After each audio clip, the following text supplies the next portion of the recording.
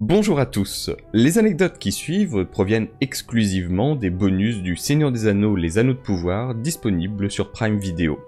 Elles sont reprises et traduites ici de leur version anglaise, beaucoup plus précise, en format audio et vidéo afin de les rendre plus accessibles à tous. La plupart des détails et explications racontés ici sont extraits du Seigneur des Anneaux, et plus particulièrement de son prologue concernant les hobbits et des appendices A à F. Si vous aimez, n'hésitez pas à vous abonner pour plus de contenu en rapport à la série. Bon visionnage. Les anecdotes de l'épisode 5, séparation. Les semi-hommes ne portent pas de chaussures car leurs pieds ont la plante résistante et coriace comme des semelles et recouverts d'un épais poil frisé. Ils peuvent résister à pratiquement tout type de terrain.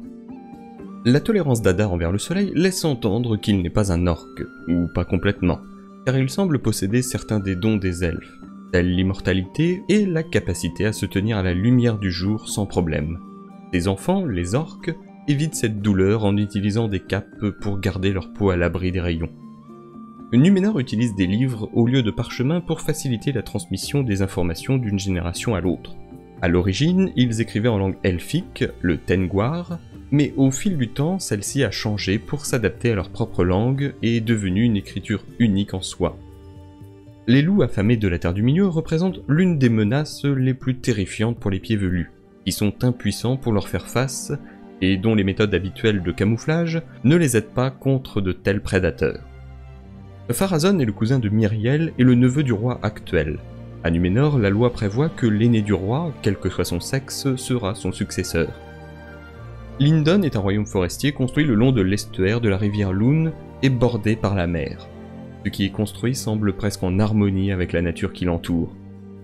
À l'exception de Sauron lui-même, les Balrogs étaient les serviteurs les plus meurtriers de Morgoth, des créatures d'ombre et de flammes que même les elfes craignent. Les hommes et les femmes de Numénor utilisent les eaux de la mer à bon escient. Ils sont si avancés qu'ils disposent de systèmes de canaux et d'écluses qui sillonnent la ville. Un bateau n'est donc jamais loin. La capitale de Numénor est une ville qui s'est construite sur des bases existantes. Les réalisations des Édins reposent sur les fondations que les elfes ont aidé à créer, des fondations qu'ils remplacent par leur souhait constant de progrès. Ce ne sont ni des nains ni des forgerons elfes de l'Eregion, mais en termes de forge, les progrès de Numénor constituent le summum des réalisations humaines dans l'histoire de la Terre du Milieu. Plus tard, leurs œuvres en Terre du Milieu ne sembleront pas avoir été réalisées de manière artisanale, mais taillées dans les entrailles de la terre par des mains de géants. Sous la domination des ténèbres, les hommes ont souvent cédé et vénéré le mal qui règne sur eux, étant tellement séduits par la connaissance et le pouvoir qu'ils offrent. Longtemps associée aux elfes qui sont en garnison, la tour de guet d'Ostyris a néanmoins été construite à l'origine par les humains qui ont servi Morgoth. L'occupation elfique s'inscrit dans le cadre de leur vigilance constante quant au retour du mal. Mais il se murmure que la tour elle-même contient des traces d'un pouvoir obscur créé par les disciples de Morgoth dans les jours anciens. Olé, le nom souvent évoqué par les nains, est le nom de leur créateur présumé.